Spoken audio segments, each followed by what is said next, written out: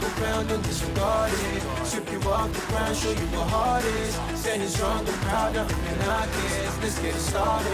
It's the hardest. Talk around and disregard it. Strip you off the ground, show you what heart is. Standing strong and proud, nothing can knock it. Let's get it started. Yeah, get your boots ready. We're about to go on a trip where we wrestle, nobody settling or calling it quits. You're here for the grit, betcha this stuff is amazing. You're stumbling, welcome to the bump in the apron. Step into it, the hardest part of the ring. Here to bring fun, yeah, and this art he is king. It's the best thing, making sure you don't tap out. Don't go soft with the hardest podcast out. And it's not just another one, it's clear. Off the rest, in this content, none contest. Take the nonsense off the steps. You know it's nothing but pure gems when it's coming off the chest. Get it? Now it's time to sit and relax. Get your mind blown away, ain't no skipping this track. Have you paying more attention? No listening gap. Get everything I ever wanted, no giving it back. Yeah. Ooh, what's up, everybody? Welcome to the Apron Bump Podcast. I'm your host, Kyle. The hardest part of the ring. By the way, quick thing. I occasionally at work I will give like presentations on things. And oftentimes, you know, it's through like a it's like a telecon thing. You know, there might be other stakeholders that I've never met. So of course I have to introduce myself. And I can't tell you how many times I've almost introduced myself as the hardest part of the ring. That would be a hard part to. That'd be a hard thing to explain. I'd have to link them to my podcast. And then I'd be fired, and it'd be a whole thing. But that being said, it's a safe space here. So yes, I am the hardest part of the ring. How is everybody doing today on this lovely, whatever day you're watching or listening to this? It's cold as tits. Fuck me and my tight butthole, dude. I'm a chilly boy, let me tell you. Here in Virginia, we get a lot of not to kick it off red hot with weather talk, but man, we have a very mild what do you call it? Climate here in Virginia. Whenever it peaks below or above that medium, 40 to 80 range. Oh, daddy, do I turn into a pussy. But it may be cold outside, but it's red hot. Sorry, I'm in a weird mood today. It's red hot in jolly old England in June of 2016. That's right. Progress Wrestling. Chapters 31 and 32. Pairing these chapters together as they are a mere week apart. Chapter 31 coming from Manchester. Chapter 32 coming from the usual London, England, in the Electric Ballroom. Holy guacamole! What a collection of shows here. As far as like a 1-2 punch here. I mean, this was just because a lot of times these like Manchester shows, which by the way, I mean, they're I don't want to say they're B shows, but like it's definitely a newer audience for them. I guess not. I guess it's a lot of bleed over, but you typically get the bigger shows in the ballroom in London, but here in Manchester, they put on a huge show. By the way, I'm going to list the cards off in the description, and I'm not going to rattle them off here because we'll pretty much touch on everything, some more than others, but we'll give everything at least a little poke and a tweedle, you know what I'm saying? So, but basically what I'm saying here is that this from top to bottom, I mean, in ring, I mean, some of the best stuff that I've seen from Progress up to this point. We got a lot of things happening, major story beats. We got, maybe a title change here or there. Who knows?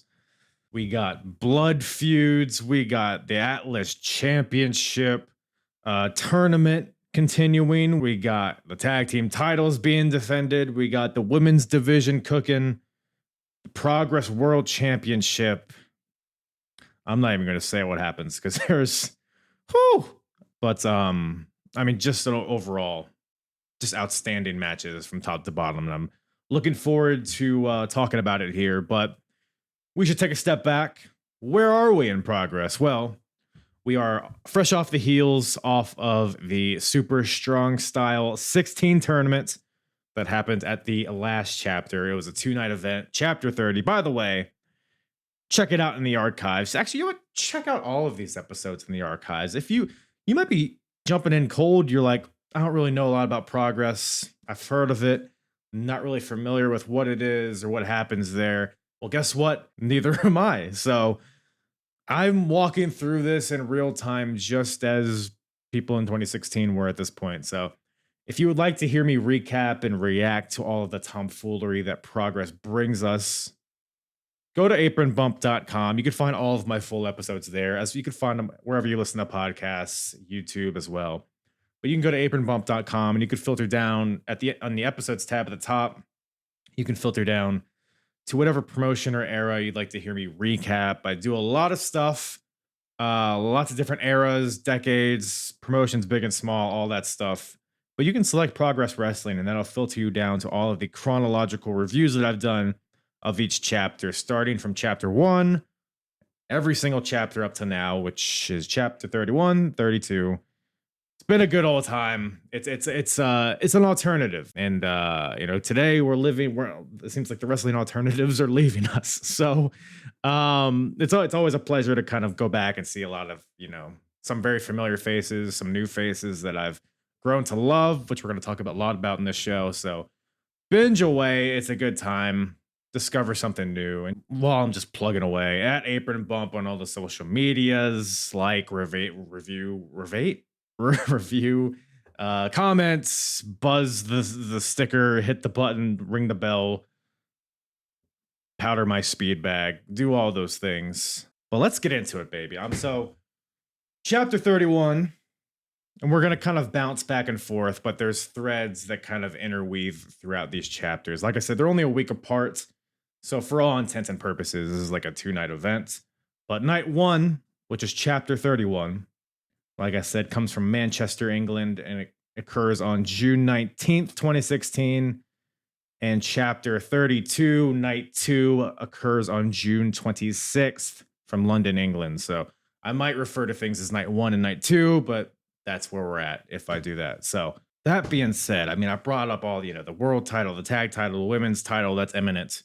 The blood feuds, a lot of championships, a lot of things on the line on these chapters. But we got something new being defended here. The Smash Wrestling Championship being defended here on night 2.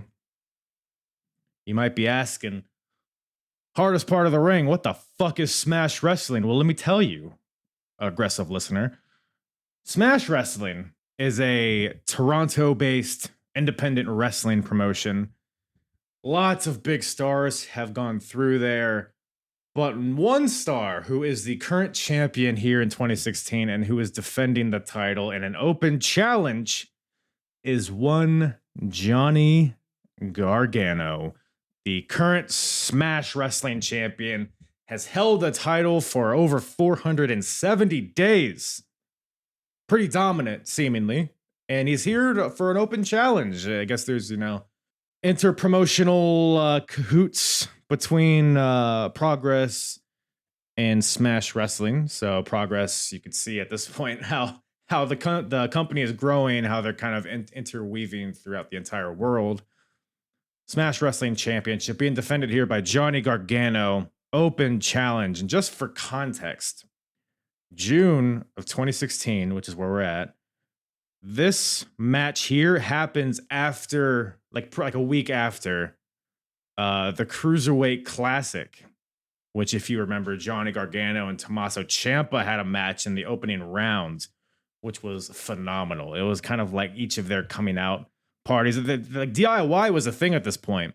So when they faced each other in the Cruiserweight Classic, it was like a big deal, and it ended up being a phenomenal match. It wasn't like super long, but it's one of the best like sub 15-minute matches you ever see. So go check that out, by the way, if you haven't. Check out the whole tournament. But just for context, this isn't just like, plucky Johnny Gargano wrestling in bingo halls in Cleveland. No, he's already in WWE, like making a pretty big name for himself. So, open challenge here. Who answers the open challenge, you might ask? None other than Mark Haskins accepts the challenge here. Huge pop. And look, again, if you're coming into this cold, you haven't listened to my prior episodes, you might be thinking, Mark Haskins, is he a big deal? You might not even know who he is. I mean, he's been in Ring of Honor and stuff, but he's kind of had a stop and go career. But Mark Haskins, and I've gushed over Mark Haskins. It's seemingly every episode I do. He's one of those. I'm fascinated by the ascent of Mark Haskins, because it's not just me who's gushing over him. Like, the Progress audience, just the organic support that he's garnered, because he came into Progress very early on, like some of the first 10 chapters. He was what was his nickname? He was the not the show stealer, the star attraction was his nickname.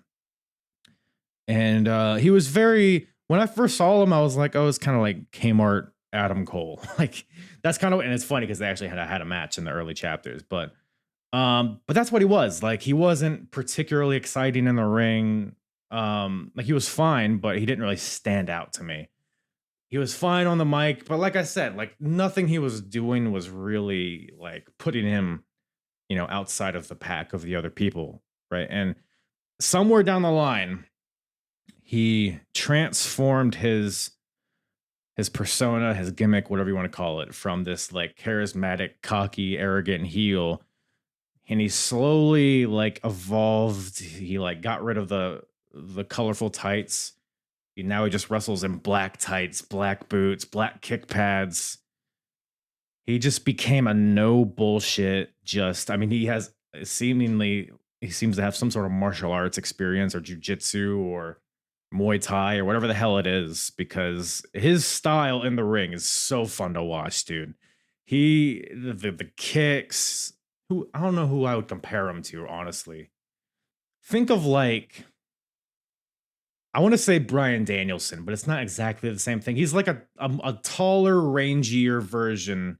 He's not even that tall, really. He's kind of just like a rangier version of Bryan Danielson. You know what I mean?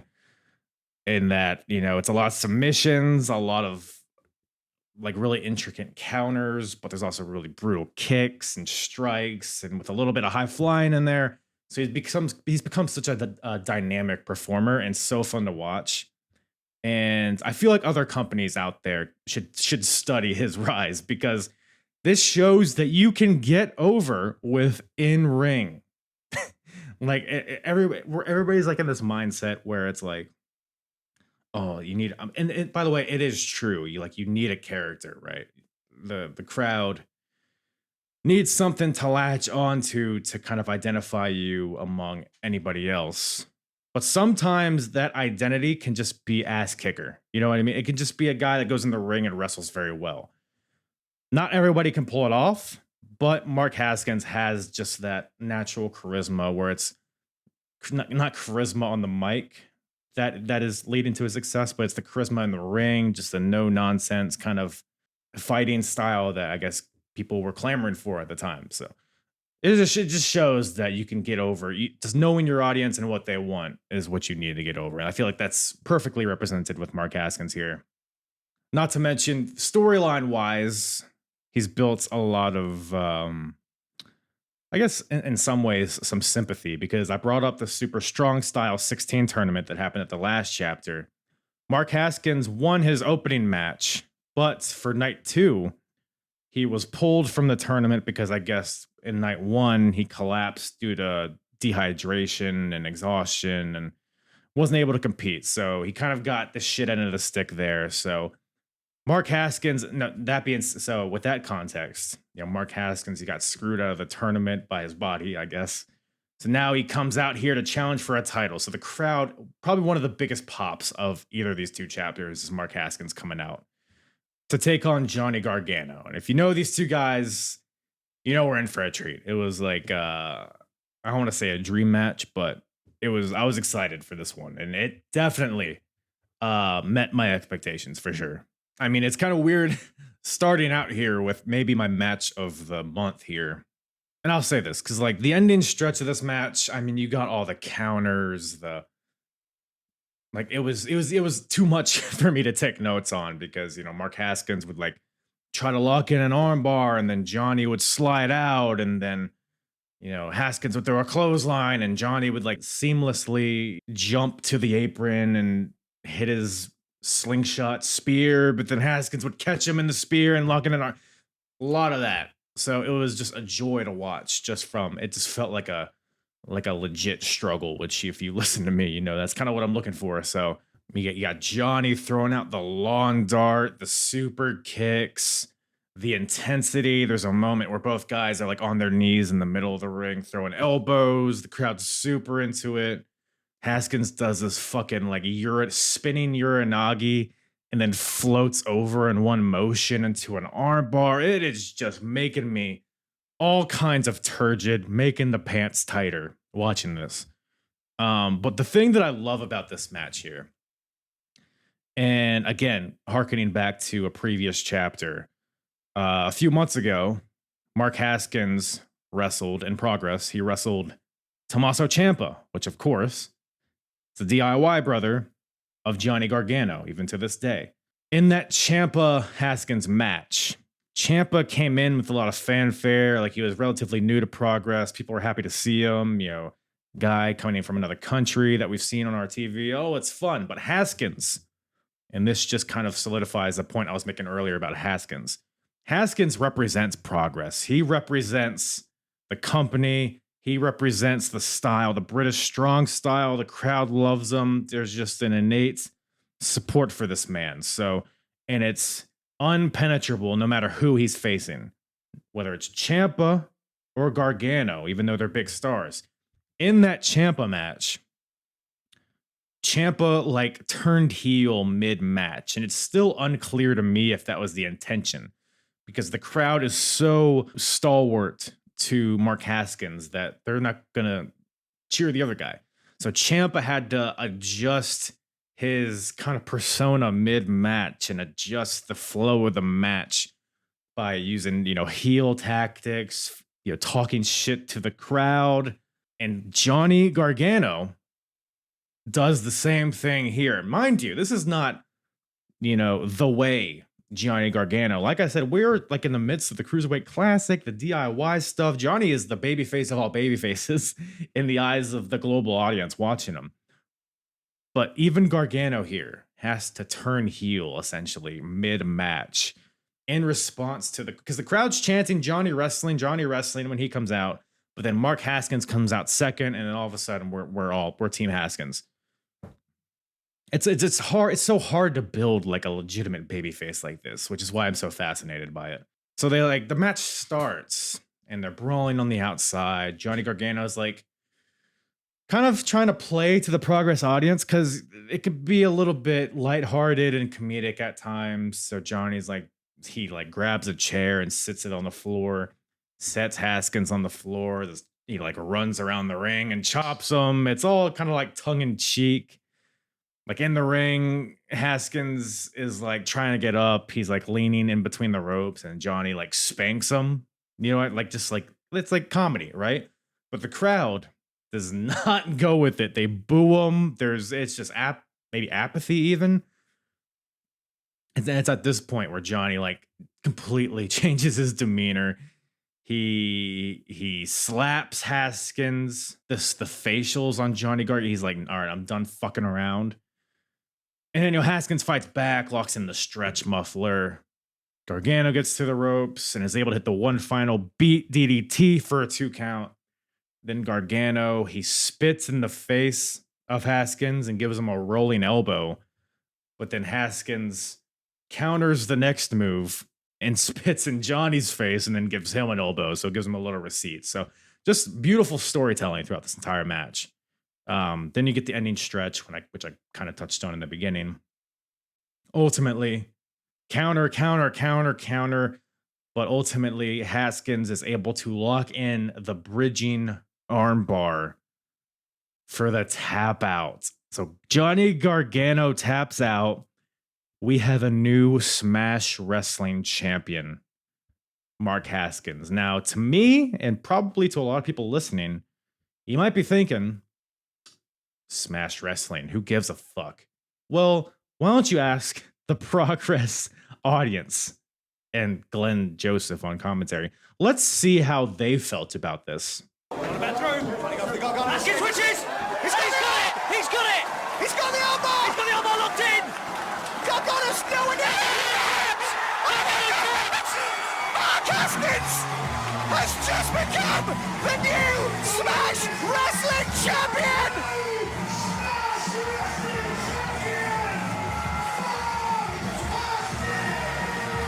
Holy shit! Ladies and gentlemen, mark the date! Sunday, the 26th of June in 2016, British wrestler Mark Haskins has just become the Smash Wrestling champion!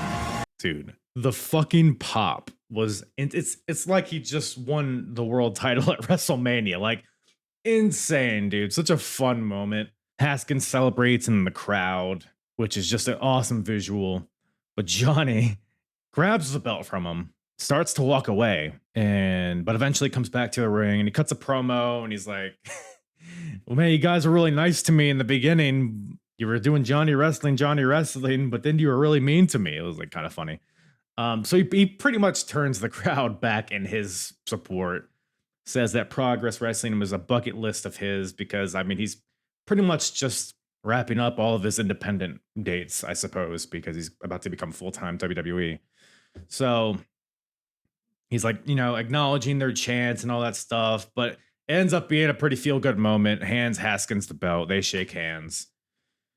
And then he's on his way. So all in all, this is probably, I might change my mind throughout the course of this podcast, but this might be my match of the weekend here. So just awesome stuff. And I'm just looking forward to see, because I've heard Haskins has had a pretty stop and go run. Has had some pretty bad luck. So hopefully I'm not going to get bit in the ass by getting invested in this guy, but I'm sure I will. But folks, we have the Atlas Championship Tournament to talk about. Big Lads Wrestling. So if you're unfamiliar with the Atlas Championship, it is a championship designated for people 205 pounds and above, which I've said before, I think the weight limit should be more, but as of right now, I mean, Europe's kind of a cruiserweight territory, so we're just encouraging big men to fight each other and slap their meat and all that stuff, which we like here at the Apron Bump. So we have a few. So the Atlas Championship. So it's four. So it's 2 blocks of 4 people. Block A, you got Easton Reese, Dave Mastiff, T-Bone, and Big Daddy Walter. Block B, you got Big Damo, Rampage Brown, Joe Coffey, and Michael Dante. Now, this being said, there was a lot of tomfoolery, and I'm not even really sure where we stand in the standings here. I'm gonna be perfectly honest. It was very confusing because there were some people injured, some people sick. So we have a couple of tag team matches, which this is a round robin tournament. So I'm honestly like, and you got some subs, you got some people that aren't in the tournament being in these matches. Oh, it's all weird, but we'll get into it. So Atlas rules, I should also say, 15-minute time limit. The winner of a match gets 2 points. If it's a time limit draw, each person gets 1 point. And obviously, if you lose, you get 0. So night 1, the Atlas tournament block B match was intended to be Michael Dante and Rampage Brown versus Big Damo and Joe Coffey. However, I guess Mastiff is out with the flu, So replacing Michael Dante is Mikey Whiplash, who is not in the tournament. In fact, he is embroiled in a feud with Michael Dante's partner, Tommy End. It's a lot of webs to keep track of, I know. But Mikey Whiplash comes out, tries to cut a promo, but he's not supposed to be in this match, by the way. I forget what the intention was, but he just comes out, he says, hey, I'm in this match. And then he's in the match. The crowd heckles the shit out of him. Nobody likes Mikey Whiplash. He's coming out here in his bunny mask. Like, if you're not familiar with Mikey Whiplash, listen to his theme music.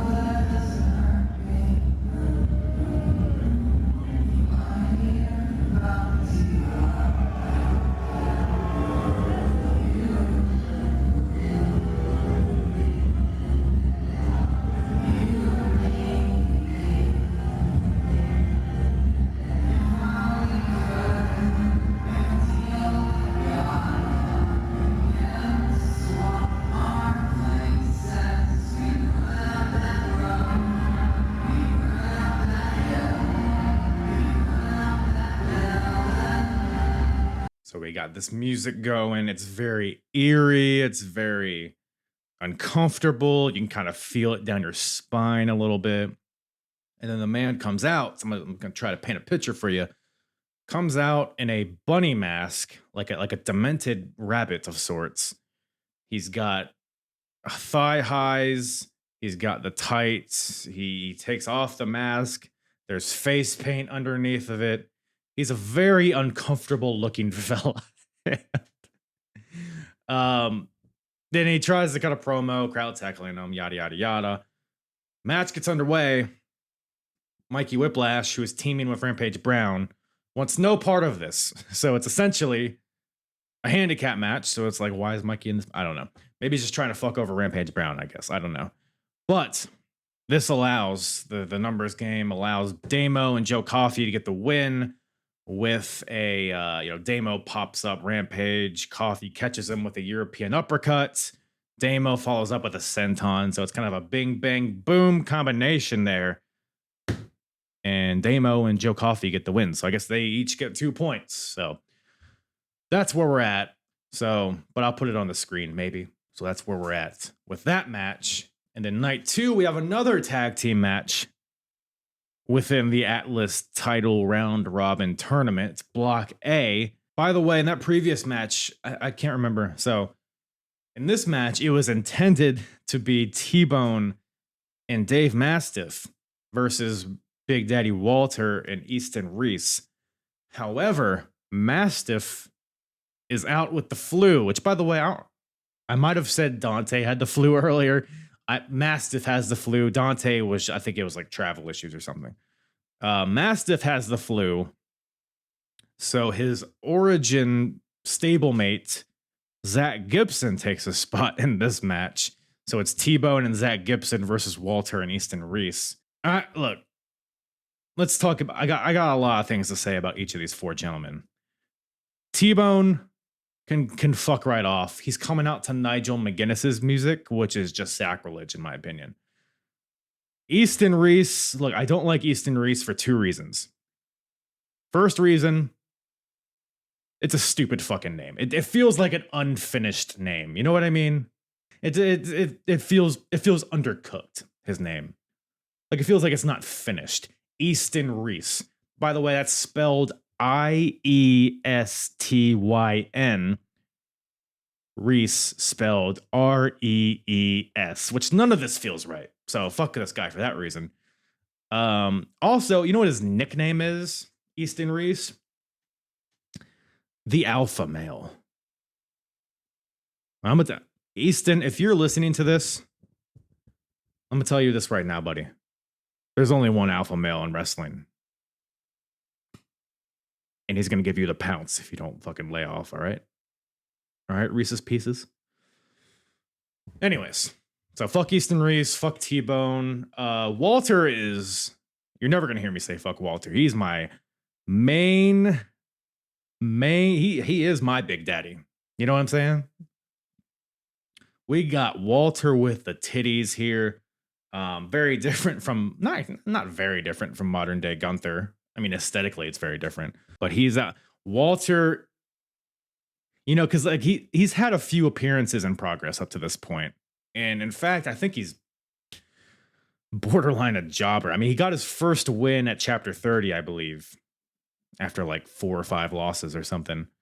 So Walter is still very early days as well, but I can see him in real time becoming that ring general. I can see him becoming what he is today, the longest reigning Intercontinental Champion, and he's here. Chop Walter is here. I'll just say that. He is just, the crowd is getting with his chops. He's starting to feel like a monster, and the crowd's getting behind him. He's building that presence in real time as I'm watching this. So that's a pleasure to watch. Probably the star of this match. In ring, I would say, but ultimately the highlight of this match is Zack fucking Gibson, dude. Holy guacamole, this guy is tremendous. Zack Gibson has got some heat, brother. Nuclear. My wife said my wife hates when I say nuclear. Nuclear heat. I mean, so in modern day times, you know, when like Dominic Mysterio or Don Callis tries to cut a promo, it's just buried in booze, and we get that here with Zack Gibson. Just a boy, howdy, the crowd does not like this. He's not a very nice man, I guess. Gibson keeps trying to, he always does his spiel in the beginning where it's like, I'm Liverpool's #1. I'm working on my Liverpool accent, by the way. Scouse. I'm trying to become a Scouse here. Liverpool's #1. He wants to be Progress's #1. And then Europe's #1, the world's #1. You know the deal, right? He does this before every match. The crowd eats it up in a negative way. He's like, I'm gonna tell you what. What the fuck was that accent? He's like, I'm gonna tell you what I'm gonna do. I'm gonna rip your arm behind your back and I'm gonna make you tap out. He says what he's gonna do. I can feel myself being berated for my accent. That's a tough one. But all that to say, Zack Gibson is just, he's a monster, probably the best heel in progress at this point. I would say, yeah, he's the #1 heel in progress. I can say that pretty confidently. The match itself, though, pretty fun. I mean, big lads wrestling. You're never gonna hear me complain about that. This match represents, as all these kind of Atlas title matches, they know what they are, right? We want to see big strikes. We want to see meat slap, sweat fly, big guy do drop kick, clap, clap, clap. Let's throw each other with suplexes, show our strength. Love it. Love every second of it. Ultimately, Gibson, who is the smallest gentleman in this match, which is not, it's a pretty rare occurrence, honestly. Well, I should say Easton Reese has T-Bone and a stalling vertical suplex. Zack Gibson comes from behind Reese, kicks him in the leg, rolls him up, stacks up Reese for the quick, cheeky victory. So Zack Gibson gets 2 points for his boy Dave Mastiff, and T-Bone also gets 2 points. I believe T-Bone's in the lead here because I think this is his second win in Block A. So that's where we're at. It's just fun stuff, fun character stuff here, and Atlas title is, I support it wholeheartedly. Big boys. We got one more Atlas tournament deal here. So I guess this is night 2 now. We got Rampage Brown versus what was supposed to be Big Damo. But I guess in the first match that they had at night 1, Damo had to get, I think they said like 6 staples in the back of his head. So he wasn't medically cleared to compete. So who takes his place? None other than Trent Seven, making he's wrestled in a tag team scenario with Mustache Mountain with Tyler Bate, but this is his debut singles match. And from my understanding, Trent Seven becomes a big deal here in Progress. So, and we can see why with this match, because holy shit, this match was right up my alley. This match is just bombs, dude. There is no, we're not, fuck the collar and elbow tie up, fuck the feeling out process. We're not building to a crescendo. We're just throwing hero Shimas at each other. I mean, Trent Seven, bell rings, spinning back fist, dragon suplex. Rampage rolls out of the ring. Trent just spearheads him with a suicide dive, but Rampage blocks it with a forearm. Trent fights back, throws a chop. Rampage evades it. Trent's hand hits the post in the most sickening sound I've ever seen. Rampage gets the advantage. Trent fights back, eventually hits the suicide dive. We're back in the ring. There's chop battles. You chop me, I chop you. Fighting spirit. Suplex. Let me just give you a German. Let me give you a dragon. Let me give you a suck me off. Just hits the mat, pops up, grab you, throw you, put you in the dirt, knock your dick in the dirt type of match that daddy fucking likes. It's just super high energy, high pace, and from the opening bell, at some point they're like taking turns suplexing each other, and then they both just collapse at the same time. They fight their way back up. Trent hits another dragon suplex. Rampage comes back with a huge power bomb, drives him through the ring. Trent kicks out. Rampage says, I bet, pile driver to Trent Seven for the win. So Rampage gets the win. He gets 2 points. So he's at 3 points, I believe. I believe everybody's like pretty close. So, nobody's really running away with it at this point, but Rampage gets 3 points. I think ultimately it's going to be Rampage. If I had to guess, and I could be wrong, I would say because it's 2 blocks, the winner of each block faces in the finals.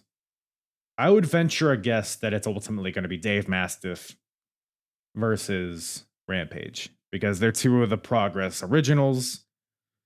And Dave Mastiff is with the Origin. The Origin has heat. Rampage is a crowd favorite. He's a cult favorite.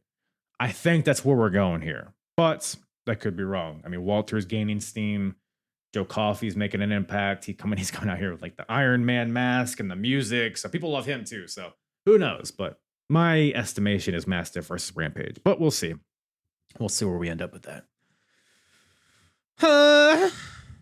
Well, let's transition here from big meaty men to big beefy broads. They're not beefy. They're not. Well, shut up, Kyle. We got the women here. Wrestling, women's division.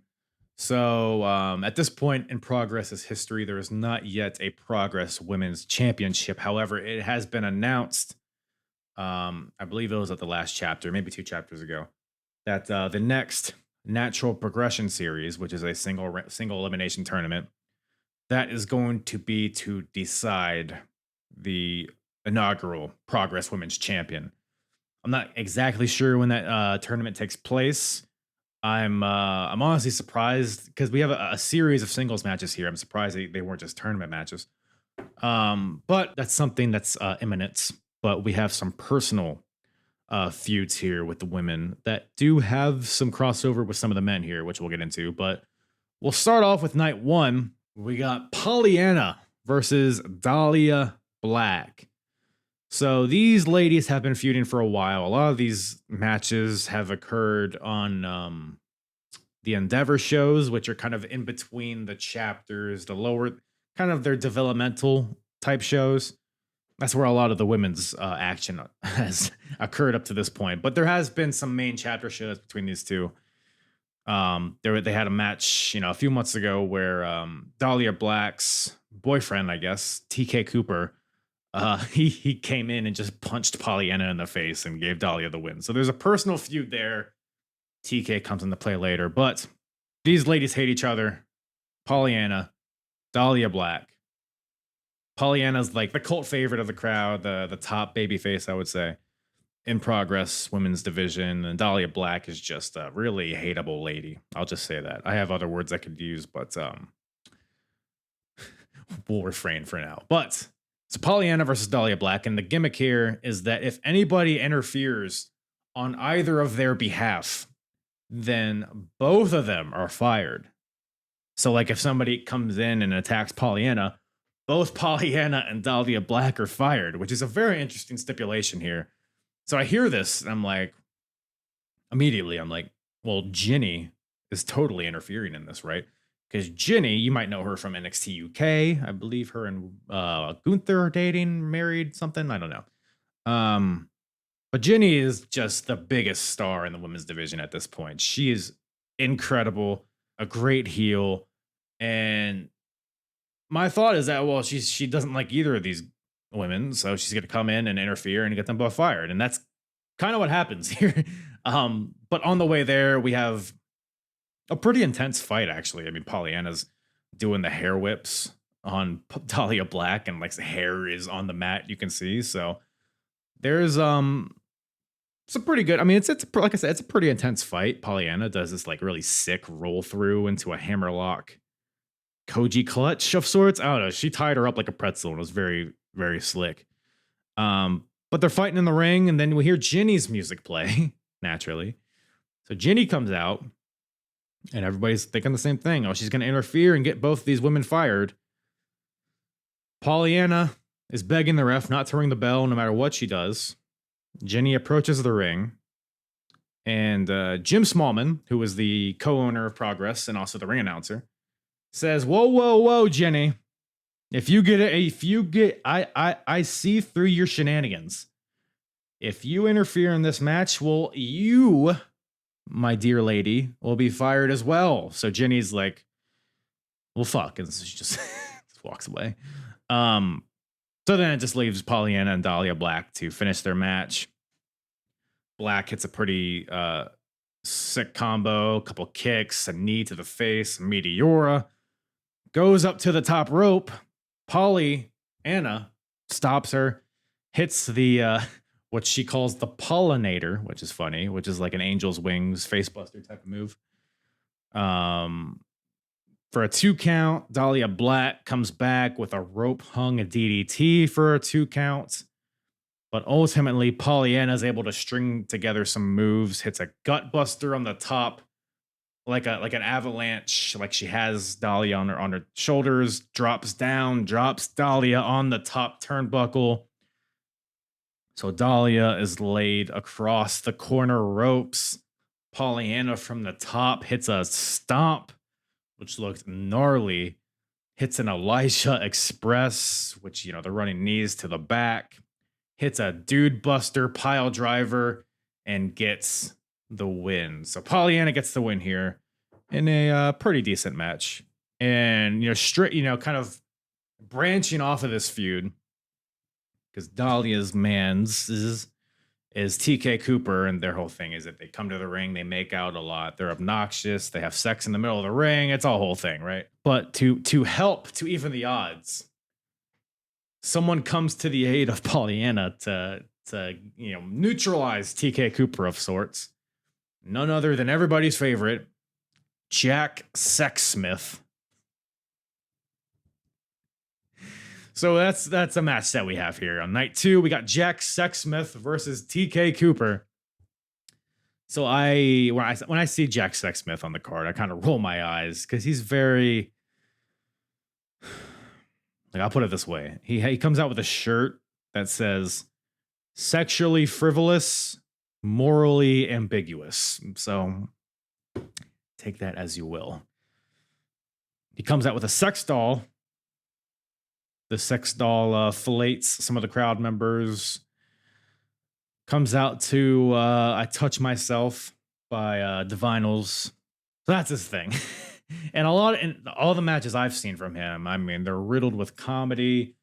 His tights will come down. He'll give the guy a stink face. He'll molest Jim Small. Like, he does all that stuff, right?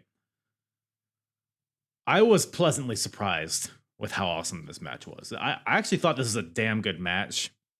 I mean, TK Cooper, who, if you're not familiar with TK Cooper, think his aesthetics remind me of TJP a little bit. TJ Perkins, he's New Zealand. I know TJP isn't, he's Filipino, but it's a fine line. You know what I mean? And I say that as a Filipino, by the way. But TK Cooper, he's kind of got that pretty boy look, but this is a pretty hard-hitting match here. TK starts off with a Pearl Harbor job to Jack Sexsmith at the bell. Sexsmith fights back, hits a dive to the outside, throws him in the ring, hits a knee drop from the top rope. So immediately it's established that Jack Sexsmith is not here for games. Well, other than, maybe pulling out Mr. Kako. Mr. Kako, everybody. So we're all familiar with Mr. Socko, right? Mick Foley, he'll pull out a sock and put it on his hand, and he'll lock in the paralyzing hold on his opponent with this sock. Mr. Kako, I don't know, why don't you all take a guess on what Mr. Kako is if you haven't listened to a previous episode. Mr. Kako, so Jack Sexsmith reaches into his tights, pulls out a condom. Is it used? Is it unused? It's unclear. Looks pretty worn to me.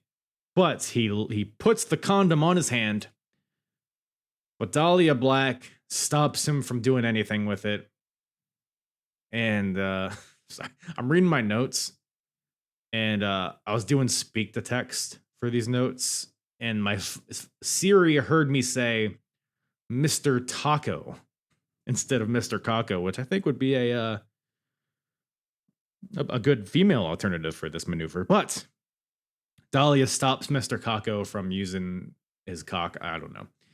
It's a whole thing, but the ending stretch here gets pretty good. Jack Sexsmith with a sunset power bomb. Dahlia's getting involved, slapping Jack Sexsmith through the ropes, distracting him on the outside, which allows TK Cooper to hit a baseball slide on him. And of course, she grabbed the condom from him originally to stop it from going down the gullet of TK. Put egg on her face because Sexsmith was prepared. He came out here with two Kakos. The first was from the front of his tights, and the second was from the back of his tights, among other things. So he pulls out his second Kako. That's a real note. That was a real note that I took. There's a second Kako in his ass. Is something that I typed with my hands. But TK, he kind of he fights back, hits the most beautiful scissors kick I've ever seen in my life. I would think that caught me really off guard. It looked brutal. But the second Kako is able to cock TK, I guess. But as Sexsmith is beating on TK Cooper, at some point the ref takes a tumble. They run into the ref's down. And then Travis Banks slides in, gives Jack Sexsmith a brainbuster, slides out of the ring. TK Cooper hits him with a punch to the back of the head, gets the pin. So TK Cooper wins, and his New Zealand brethren, Travis Banks, has debuted in Progress Wrestling. So, big debut here. I know Travis Banks becomes pretty significant in the company as well for his time that he's active. And the crowd isn't familiar with him at this point. There's a lot of "Who are ya?" chants, unless it has another meaning that you blokes know that I don't. But so that's a thing that happens. So we got a new tag team here, I guess. Travis Banks and TK Cooper. But I brought up that match because it's kind of a branch off of the Pollyanna Dahlia Black feud. But sticking with the women here, we got a blood feud on our hands, ladies and gentlemen. In night 2, we got Jenny taking on Laura Di Matteo, who formerly was known as Elizabeth, who was the assistant, I guess, of Jenny. She was her bitch girl. And I mean, Jenny abused her. She made her do things she didn't want to. She treated her as a subhuman. And at some point, Elizabeth just wasn't taking it anymore. Rebelled against Jenny, attacked her, cost her matches, all that stuff. And shedded her I don't know if this is PC to say anymore, but shedded her slave name, I guess, of sorts. No longer Elizabeth, is now going by her real name, I guess, the Laura Di Matteo. And this is a story that's been playing out a lot on Endeavor, but a little bit on the chapters as well. And the crowd is super into this, dude. Boiling hot for this feud. And I think the heat, I mean, it's a relatively simple story. Let's just say it. I mean, the evil boss abusing the, whatever you want to call her, the employee, I guess. It's a very relatable story. It's an easy one to tell and one that's being told pretty well. I also think there's a lot of other variables as to why this is so hot. Because, I mean, the match, it's just the crowd, before they even lock up, the crowd is on their feet. Laura hits a suicide dive onto Jenny, through the chairs ringside. So the wrestlers are fired up, the crowd's fired up. And they go on to have a match. But I was saying, and then, they go on to continue that heat. But we also got to take into account where we are in the timeline here. June of 2016. So this show occurs roughly 2 months after the Divas title was thrown away.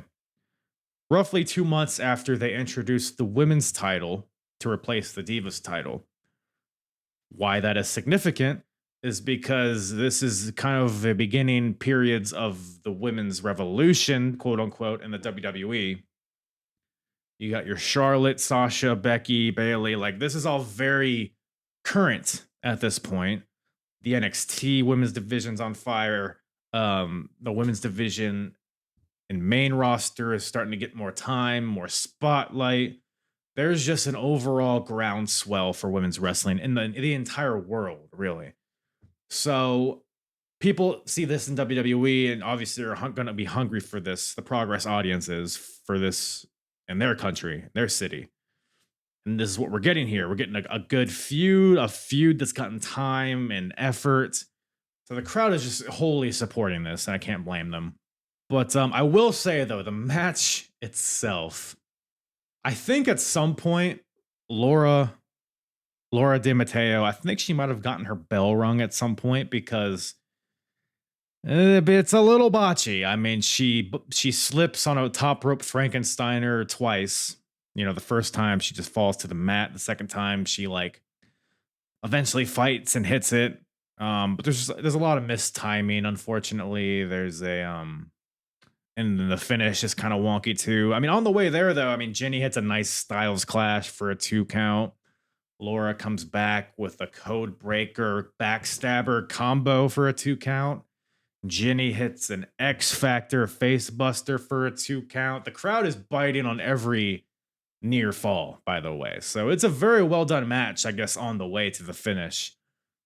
But so Jenny's finisher, I believe, so she sets up her opponent, kind of like Goldust does for the, what does he call it? The Golden Globes, when he kicks him in the balls. So Laura's kind of got her legs in the corner, in between the second and third ropes. So she's stuck there. And I believe Jenny goes for a code breaker type of deal, jawbreaker of sorts. But Laura holds on to the top rope. Jenny falls to the mat. Laura rolls out of the corner into a roll-up jackknife type of pin for the win out of nowhere. It looked a little wonky, but the crowd popped regardless. So maybe it doesn't matter. But so Laura De Matteo, she beats her evil boss out of nowhere. But Ginny is not happy with this. She will not take any of this. Attacks her after the bell, lays her out, leaves or starts to leave. And then Laura grabs a mic as she's on the stage, as Ginny's on the stage, says, "This isn't over." All right. This is my Italian accent, by the way, everybody, because Laura Di Matteo is Italian. She says, "This is not over." That's just Irish. What do Italians say like? Frank, help me out. This is not over. You are going to have to kill me. That's whatever. She says this is not over. You're going to have to kill me. So the story's is evidently still going. And like I said, this was not a tournament match for the title. I would have guessed eventually they'll meet again in the tournament, whether it's in the finals or otherwise. So the story's red hot. The match is pretty good for the most part, barring some, sloppiness. But so good stuff here. With the women's division's cooking. I mean, I know a lot of the major stars today come through Progress, so it'll be a fun thing to keep track of. So, but while we're just talking about championships, how's about we talk about the Progress Tag Team Shields? That's right. We don't have belts yet still. These fucking assholes are carrying around 2 halves of a shield.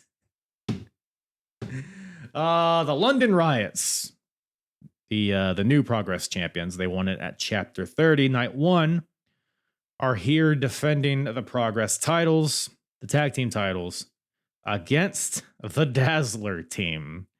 The team of Darrell Allen and Earl Black Jr. And you're wondering, by the way, I'm laughing reading this because of the Dazzler's entrance here.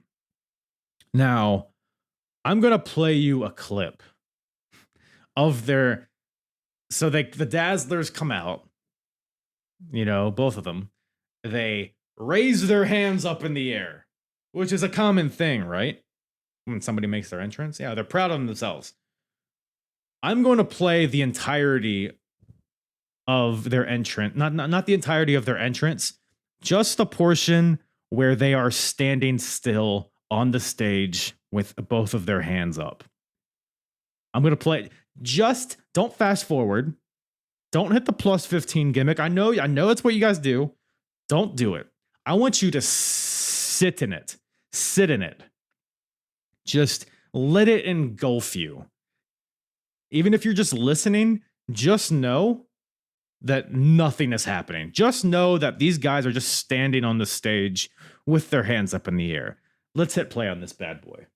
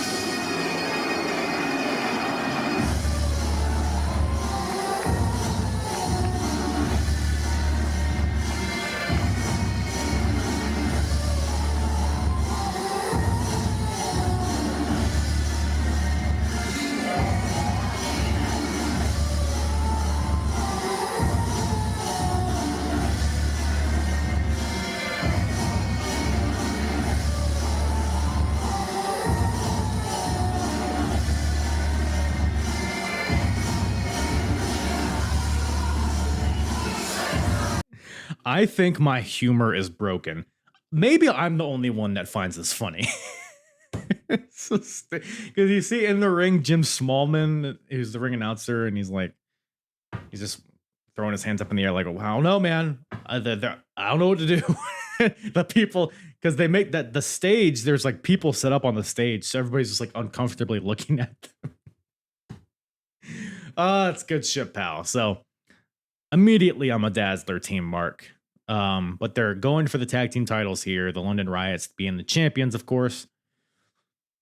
This match was fucking fun, dude. I mean, this was so the Dazzler team, they had a street fight at the last chapter that I was kind of iffy on, just because I don't know, maybe it's where it was in the show. It was very fatigued. Or I was very fatigued by the time I got to the match. The crowd was very fatigued, so the crowd didn't really respond to the match. But the Dazzlers got a chance to shine here, and I am a big Dazzler. They're just great shitheads. Like they're kind of smaller guys, I guess, but they're just like they're punks. Like they're just assholes, and their style kind of plays off of that. And they got the London Riots, of course, who are just like the APA but better wrestlers. You know what I mean? They're just brawlers. Typically, they're brawlers. They're known for their brawling, their street fights, their punching, they're all that shit, right? The power moves. But it was very interesting because both James Davis, Rob Lynch, the London Riots, they take turns just wrestling each of the Dazzlers. They're chain wrestling. They're reversing. They're rolling through hammerlocks, headlocks, all this shit. It's very, very clean, actually. So that was fun to see. It's also, I mean, because I feel like the London Riots have been facing the Origin for 5 years at this point. So it is refreshing to see them fight another team. The Origin and the Sumerian Death Squad, it seems like those are the only teams they've faced for the past couple of years. So it was a refreshing set of opponents here for the London Riots. Couple fun sequences, double teams by the London Riots. They, a boot to the right, boot to the left by both guys, some senton. So it's very seamless. Double team combinations. They do brawl to the outside eventually, of course. I think they actually make their way to the stage area, which is like an elevated stage with like stairs going up to it. One of the London Riots just fucking shit cans one of the Dazzlers off the stage into the crowd. We get my favorite spot in wrestling of all time, the assisted abdominal stretch. The Dazzlers, I forget which Dazzler it is. I think it's Earl Black Jr. has Rob Lynch in an abdominal stretch, and he's reaching over to his Dazzler partner, Darrell Allen, and he's pulling the spot, right? So they do this a few times. The ref is like, "Hey, what's going on back here?" And he's like, "Oh, I don't know. I got him in the hold. I'm not doing anything." So they do that a few times, and then Rob Lynch reverses the abdominal stretch, locks in Darrell Allen in the abdominal stretch. And then Earl Black Jr., who's on the apron, he's kind of like jawing with the fans, but he still has his arm reached out to help his partner. Rob Lynch grabs Earl's hand, and Earl, unbeknownst to him, helps Rob Lynch do the assisted abdominal stretch. I can do a whole podcast on this move. I fucking love it. So just very fun stuff throughout this entire match. James Davis gets a hot tag. Finley rolls onto both guys. The second one, he does it like to Darrell onto Earl. Darrell Allen locks in his like Indian deathlock submission on Rob Lynch, which he calls the Allen key, which is fun. But Lynch is able to fight out of it. Spears Allen for a 2 count. Lynch goes for a spiral tap, which is Big Bastard doing that was very impressive, but misses. Allen kicks him, hits a rolling cutter for a 2 count, but ultimately the London Riots hit the pop-up spear for the win, which one of them throws the guy in the air and the other guy hits him with a spear on the way down, which looks sick. And that gives the London Riots the win. They retain their titles in their first defense. And just a really fun match. And they only have one defense this month, but they do come out briefly for night 2, where it is announced that at Chapter 33, they will be defending their Progress Tag titles against War Machine, a.k.a. the Viking Experience, a.k.a. the Viking Raiders, a.k.a. whatever the fuck.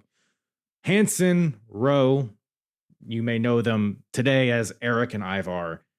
But, man, 2016 War Machine versus the London Riots. Sign me the fuck up. Let's go. Hype for that.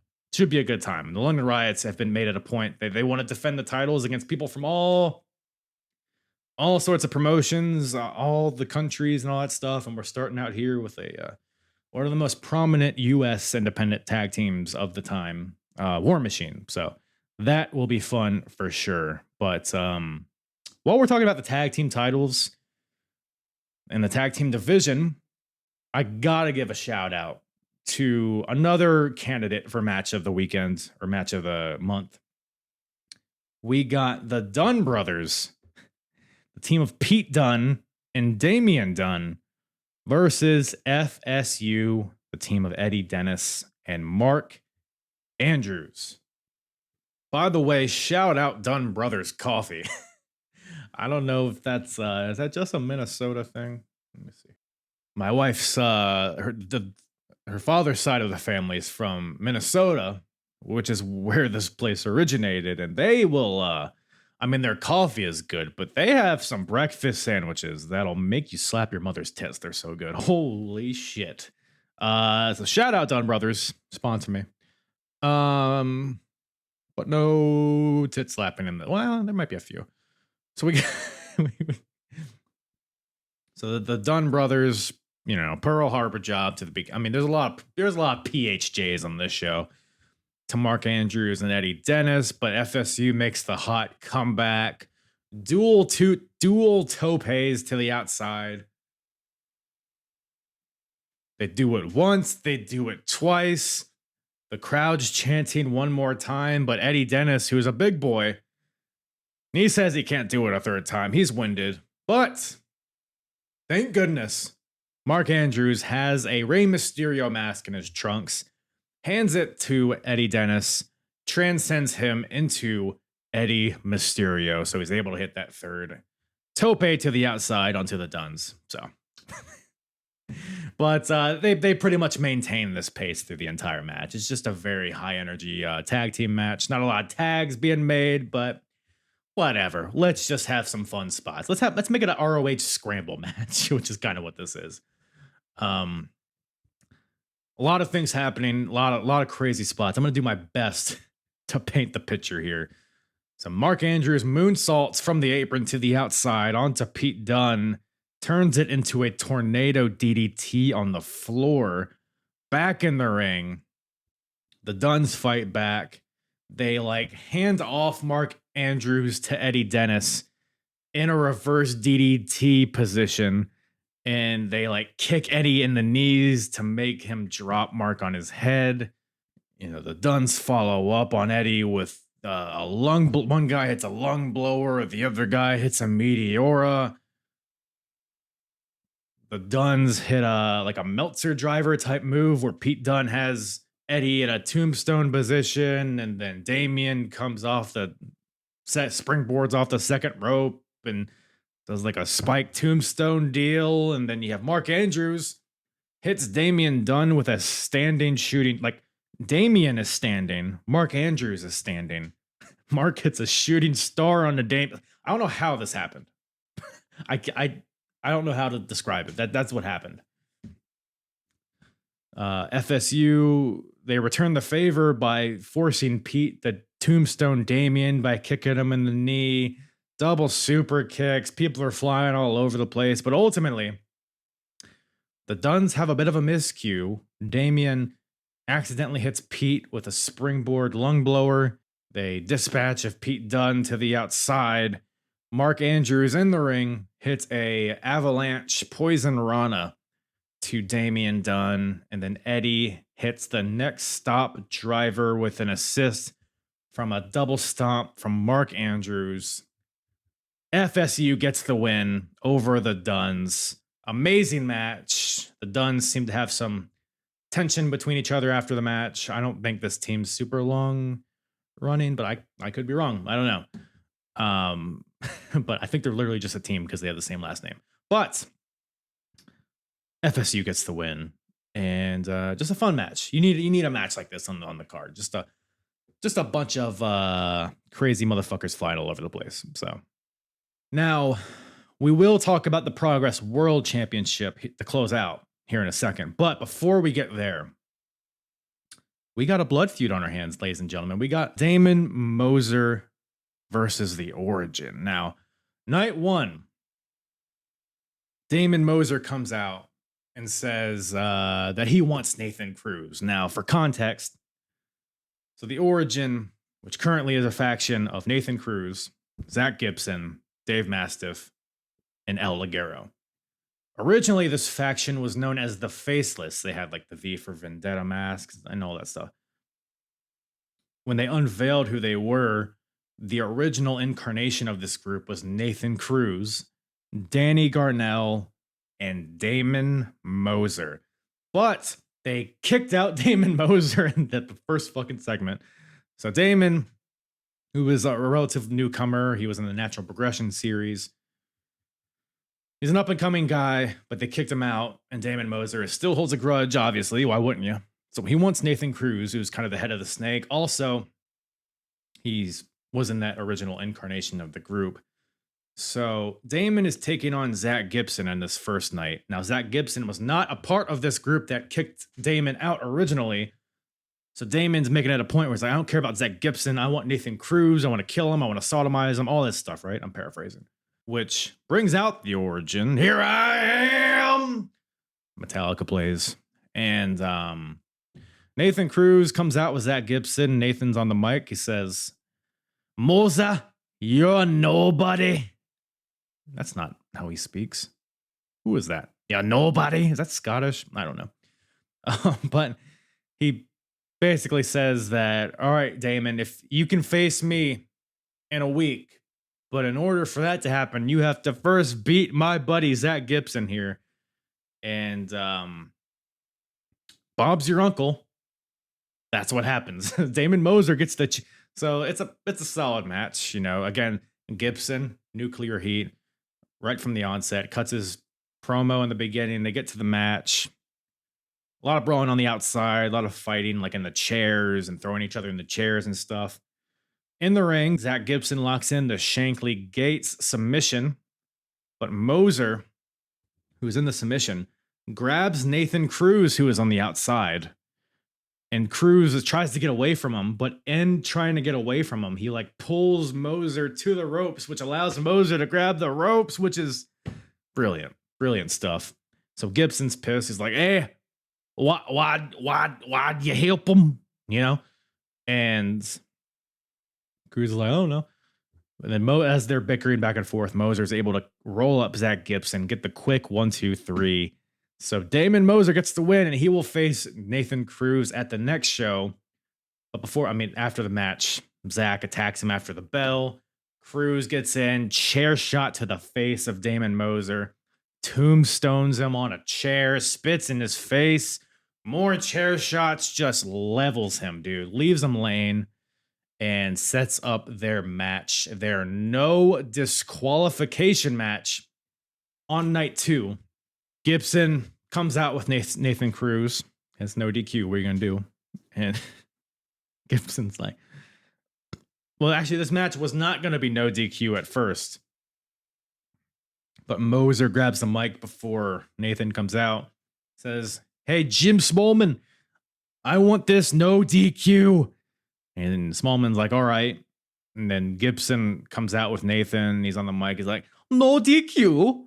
Are you having a laugh? Which made me laugh. So I was having a laugh. But the match gets underway. Nathan Cruz versus Damon Moser, night 2. Nathan Cruz rips off Moser's shirt that he came out with. He rips it off of Moser. And Nathan pulls his own tights down, sticks the shirt up his ass like a tail. And then Moser gets his hand on this gets his hands on the shirt and chokes Cruz with his lightly shat on shirt, which was a fun little moment. But this is a brawl, a lot of crowd fighting at some point. So like in the crowd, there's 2 levels to the ballroom, right? And there's a set of stairs that leads up to the balcony. And they're fighting on the stairs, like in between the 2 floors. So they're like, I don't know, maybe 6 feet up in the air. Nathan Cruz goes to suplex Damon Moser off of this balcony. But Moser fights out, super kicks him, and Cruz takes a bump off the balcony onto a bunch of set up chairs, which I can't imagine felt good. Gnarly looking. Moser has the advantage, of course, does his little spot where he runs around the ring and drop kicks Cruz into more chairs. Back in the ring, Cruz fights back, hits a backdrop onto another setup chair in the ring, beats on Moser, some more chair shots. Moser fights back, hits him with a crazy chair shot to the back and then one to the face. So they are kicking the hell out of each other in this match. Moser at some point pulls out a toolbox, which I guess was a calling card of the Faceless, which is a callback to their previous faction, which is the whole reason we're fighting. So I do like that bit of storytelling here.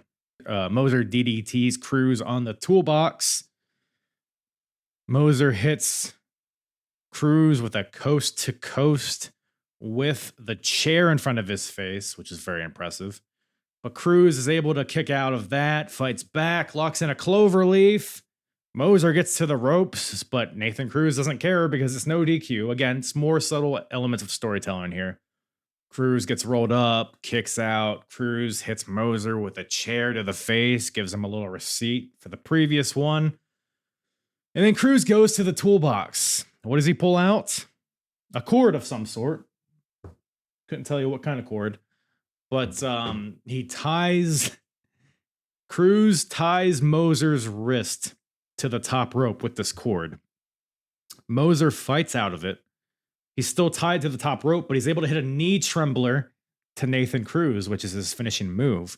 But Cruz falls backwards, and Moser's still tied to the top rope, so he can't make the pin. So he's like panicking. He's like trying to get it untied. Jim Smallman ends up getting up and untying him. He's able to make the pin, but it's been too long, so it's just a 2 count. And then Moser sets up a table, which British tables are more unreliable than my ex-girlfriend. There are I don't know what you people over there put on tables, but it can't exceed 50 pounds, I guess, because these are just the most brittle pieces of shit I've ever seen in my life. We've seen it in previous TLC matches that Progress has had. But Moser sets up Cruz on this table in the ring. The table does begin to bend, but it doesn't break. But Cruz is able to get up from this table, hits Moser, who's on the top rope, who's going to come off with a splash of some sort, I guess. Cruz hits the show stolen, which is like it's a fireman's carry into a slam, basically, off the second rope through the table. Goes for the pin. 1, 2, kick out. And at this point, the Origin's just like, fuck it. So Zack Gibson gets in, zip ties Moser's hands behind his back, and Gibson and Cruz hit Moser with a concerto, and that gives Nathan Cruz the win. So, brutal match. I like the storytelling elements that were embedded within the match. Good story. It's a long-term story. It's a fun, unique match. I mean, I liked it. So the Origin gets the win. Cruz ends up on top. But I will say this. Damon Moser really got over this month. I mean, with his win over Zack Gibson in the first night, and then this match with Nathan Cruz in the second night. I mean, Nathan Cruz wins, they leave, but the crowd is chanting Damon fucking Moser on his way out. So he's very successful month for Damon Moser, as far as I'm concerned. And like I said, he's a relative newcomer. He was kind of undescript for a long time. He's like just another lanky, weirdly built guy, but kind of made a name for himself here. So we'll see what happens with him. But with that brings us to the Progress Wrestling Heavyweight Championship. We got the champion, Marty Scurll. He is going to be defending it the first night. We're also going to get a world title defense the second night.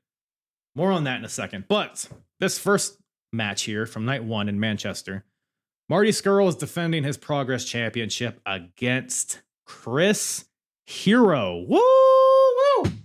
Hero versus Villain. Isn't that fun?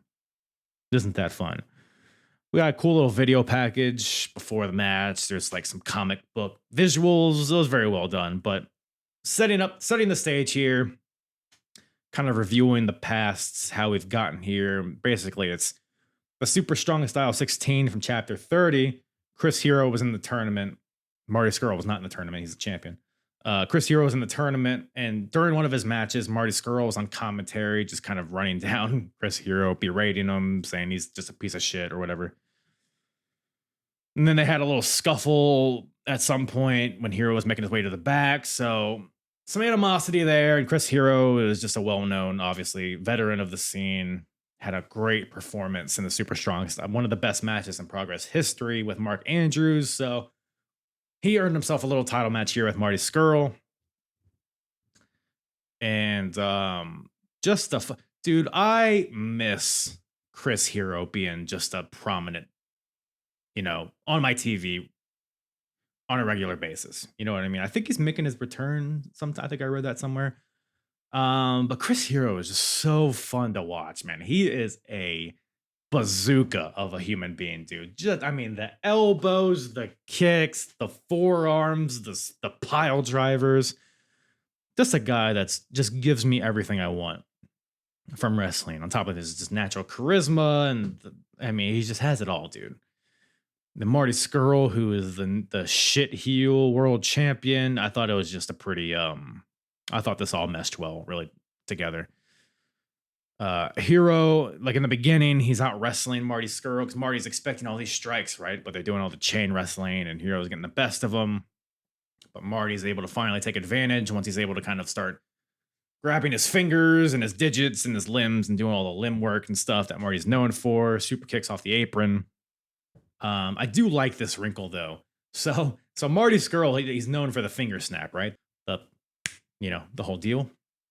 So Marty does the finger snap to Hero's hand. But here's the thing, folks. You don't need your fingers to throw a rolling elbow. So he gets his finger snapped, but Hero's just like, fuck it. Rolling elbow. Hits a second one, 2 counts.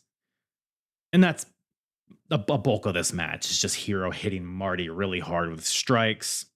At one point, Hero holds up Marty and he's like, the hero's gonna win the story here, bitch. And fucking elbows him. Picks him back up. He says, hey, look in my eye. Look in my eye as I do this. And then does a pump kick to the face. Just eating strikes, but is unable to put Marty away. Hero finds his way on the floor at some point, and Marty hits him with a super kick off the apron. Hero no-sells it. Marty hits him with a second one. Hero hulks up. Marty hits him with a third one. And then I think he lays him out at that point. But a lot of strong style elements here. We got Hero with a ripcord rolling elbow with his elbow pad down for a 2 count. So Marty's showing a lot of resiliency here. Chris Hero at some point goes for a moonsault off the top rope, but misses. Marty leaps on top of him with a chicken wing, but Hero gets to the ropes, but Marty's able to eventually hit a gotch style pile driver. 1 kick out. Hero kicks out at 1. The crowd's on their feet.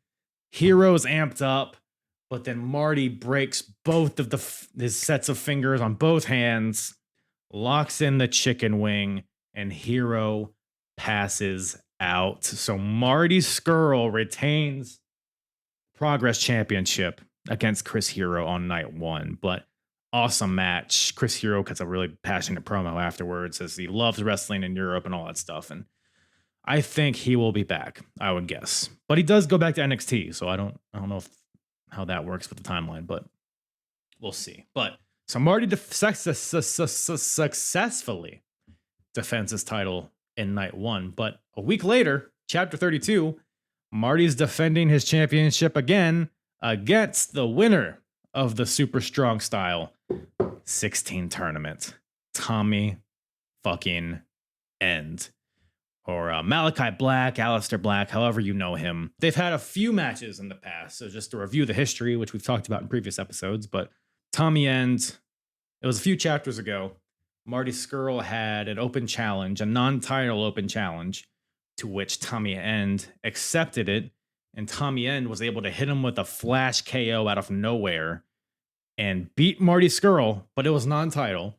But that earned him a world title match at the next chapter, to which Tommy End had Marty beat, but that goddamn Mikey Whiplash interfered and DQ'd Tommy End, so cost him the championship, essentially.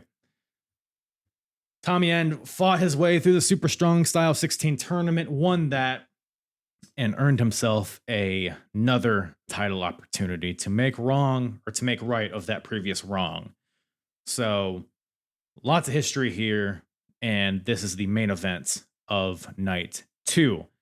Lots of counters. I mean, they've had 2 matches previous, so they have everything scouted. It seems like the first goddamn 10 minutes of this is just like chicken wing, blocked, black mass, blocked, kick, blocked, and elbow, blocked, super kick, just kidding, I caught it. Like, it's a bunch of, they have everything scouted, which makes sense with the story, right? Because they've faced each other a lot recently. So Marty is able to hit the Gotch style pile driver again, but only gets a 2 count this time. And then we got some shenanigans. It's a decent match, right? Of their 3 matches I've seen so far, this is probably number 3, I would say. But that being said, there's and ultimately this isn't really the story here, which we'll get to in a second. But ref takes a tumble. I forget how. Who cares? But Chris Roberts, he's knocked out. Marty hits a low blow and then hits Tommy End with a Gotch-style tombstone. Ref comes to 1, 2, kick out. But then Chris Roberts, the ref, just rolls over and goes back to sleep, I guess. So Tommy End, as the ref is sleeping, taking himself a nap, Tommy End locks in the Dragon Sleeper onto Marty Scurll. Scurll taps out, but there's no ref to be had, so it doesn't count. Tommy lets go, tries to revive the ref. This is Scurll's opportunity to hit Tommy End with a low blow, rolls him up. Oh, wouldn't you know it, another ref's in. 1, 2, kick out. Paz, who's the second referee, is in there, and Marty's pissed. He shoves Paz. Paz shoves him back. And then Marty takes his umbrella and hits Paz with the butt of his umbrella to the face. Fuck off, Paz. He's out. He's dead. And then Marty takes his umbrella and hits Tommy End in the face with it. But Tommy no-sells it. Marty hits him a second time. Tommy End hulks up. Hits him a third time. And then Marty locks in the Dragon Sleeper with the umbrella. Now, mind you, this is not like a traditional dragon. It's like he has him in the Dragon Sleeper, which if you're not familiar with what a Dragon Sleeper is, it's like a guillotine.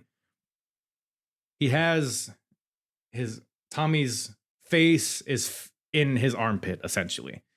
Choking him out, Marty has his hands clasped behind his own back and has the umbrella under the throat of Tommy End, but it's all happening behind his back.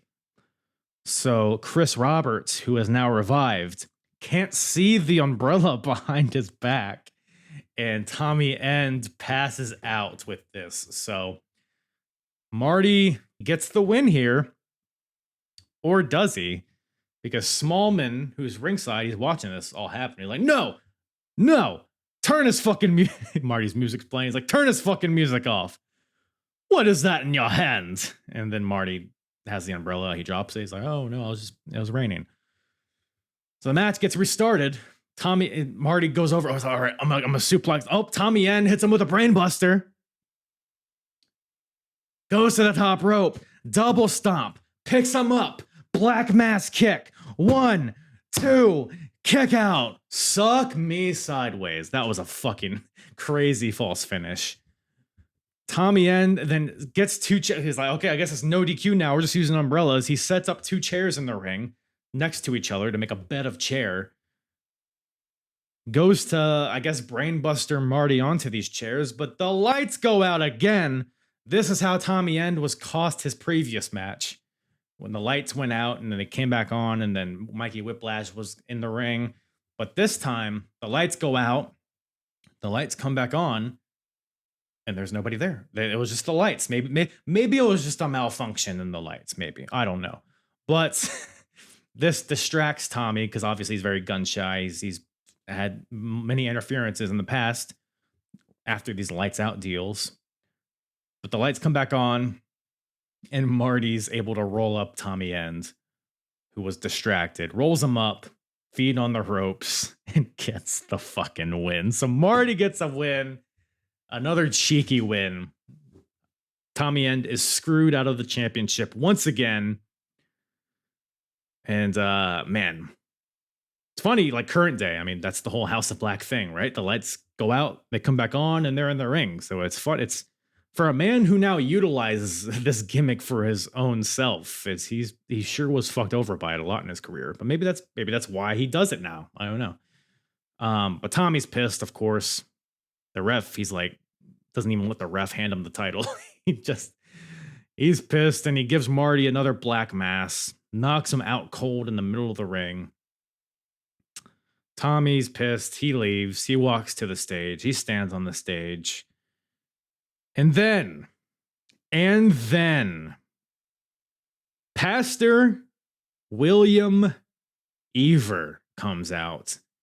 Bill Eaver, some may say, who won the Natural Progression Series a few months ago and is awarded, through winning that, he is awarded a Progress Championship match whenever he wants, seemingly cashing in into the bank of money. Pastor William Eaver comes out.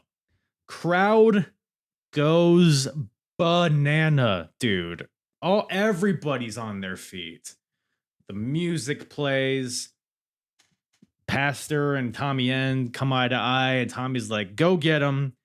William Eaver storms to the ring, tells Jim Smallman, I want my title shot right now. Smallman, who has just seen Marty Scurll cheat his way to several victories, now is like, you know what? Fuck it. Let's do it. World title match. Marty Scurll defending against Pastor William Eaver. Bell rings. Marty comes to. Clothesline from heaven. And you know what? I'm just going to play the audio of this.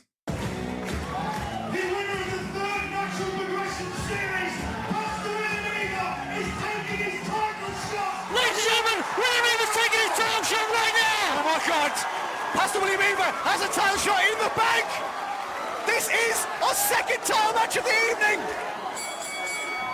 That's the bell. Oh, it's a red. It's a red. Oh my God, ladies and gentlemen. Ladies and gentlemen, we have a new Progress Wrestling Champion.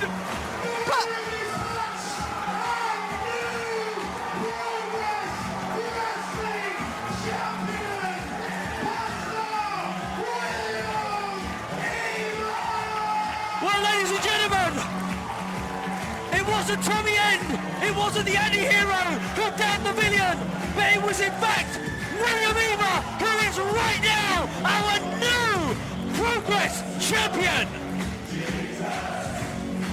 Oh my God. New Progress Heavyweight Champion, Pastor William Eaver. The first ever Pro Joe trained champion. They're an in-house trained guy, new to wrestling, beats Marty Scurll to become the new world champion. Holy shit. By the way, he's the third Natural Progression Series winner. This is the first time a title shot was ever cashed in like this. So there wasn't like a precedent set before this. So it just made it all the more surprising. And like I played the audio, it was just a crazy moment. I've never seen a more rabid audience, like in a good way, right? Awesome moment, very surprising. And now Bill Eaver's our world champion. So we'll see how that goes. But man, great stuff. Great stuff. What a way to end it, huh? Clothesline from heaven. We believe, they say. We believe. But yeah, I mean that brings June of 2016 to a close for Progress. What I mean, it's been a ride. You know, lots have happened. Lots of stuff has happened. But it was just a joy to watch, and hopefully it was a joy to listen to. So, but that brings it to a close, everybody. We got Chapter 33 coming up next. I believe I took a glance at the card. Pastor William Eaver is going to be defending against Marty Scurll in a proper match. He also got the War Machine versus the London Riots. Will Ospreay is going to be coming back, taking on Mark Haskins in a #1 contender match, which should be fun. And lots of other tomfoolery happening. Atlas stuff, all that stuff. So keep an eye out for that. And I think that's all I got for you.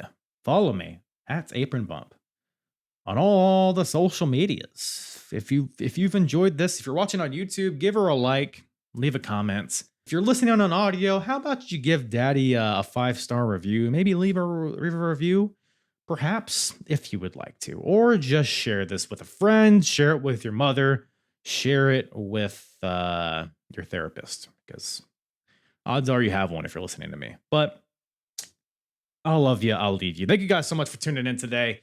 It's been a fun time. Love you all. Appreciate the support. Big smooches all around. Have yourself a blessed day. All hail our new world champion. I'm hard. Yeah. It's the hardest. Talk around and disregard it. Strip you off the ground, show you what heart is. Standing strong and proud, nothing can knock it. Let's get it started. It's the hardest. Talk around and disregard it. Strip you off the ground, show you what heart is. Standing strong and proud, nothing